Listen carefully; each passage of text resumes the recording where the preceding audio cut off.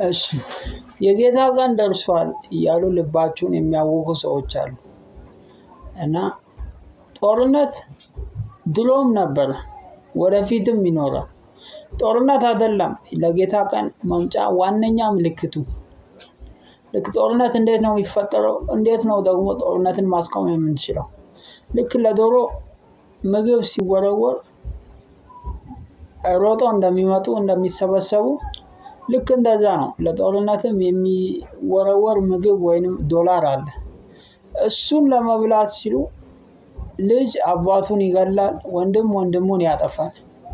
እና በሚክያስ መጽሐፍ ምዕራፍ 4 ከቁጥር 3 ላይ በብዙዎች አሕዛብ መካከል ይፈርዳል፣ በሩቅም ባሉ በብርቱዎች አሕዛብ ላይ ይበይናል።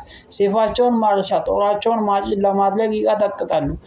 ሕዝብም በሕዝብ ላይ ሰይፍ አያነሳም፣ ከእንግዲህ ወዲህ ሰልፍ አይማሩም።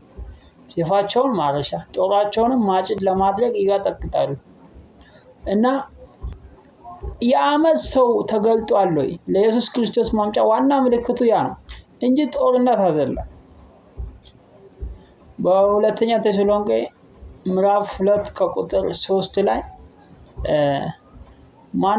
ማንም በማናችሁ መንገድ አያስታችሁ፣ ክደቱ አስቀድሞ ሳይመጣ የዓመት ሰው እርሱም የጥፋት ልጅ ሳይገለጥ አይደርስምና እኔ እግዚአብሔር ነኝ ብሎ አዋጅ እየነገረ በእግዚአብሔር ቤተ መቅደስ እስኪቀመጥ ድረስ አምላክም ከተባለው ሁሉ ሰዎችም ከሚያመልኩት ሁሉ በላይ ራሱን ከፍ ከፍ የሚያደርገው ተቃዋሚ እርሱ ነው።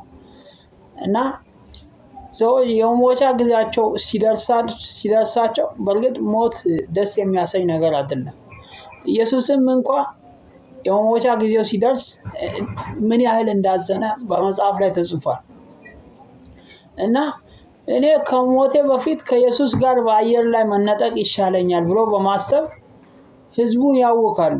የጌታም ቀን ደርሷል፣ ኢየሱስ ሊመጣ ነው፣ ተዘጋጁ እያሉ እና ከሙሴ እስከ ሳሙኤል ድረስ እግዚአብሔር ይመራ ነበር እስራኤላውያንን። ግን ከሳሙኤል በኋላ በሳሙኤል ዘመን መጥተው ለኛም ንጉስ ያስፈልገናል አሉ እና ንጉስ አነገሱ። እግዚአብሔርን ንቀው ማለት ነው፣ በእግዚአብሔር መመራት ትተው። እና በመሳፍንት መጽሐፍ ምዕራፍ 17 ከቁጥር 6 ላይ ምንድነው? በዚያም ዘመን በእስራኤል ዘንድ ንጉስ አልነበረም፣ ሰውም ሁሉ በፊት መልካም መስሎ የታየውን ነገር ያደርግ ነበር።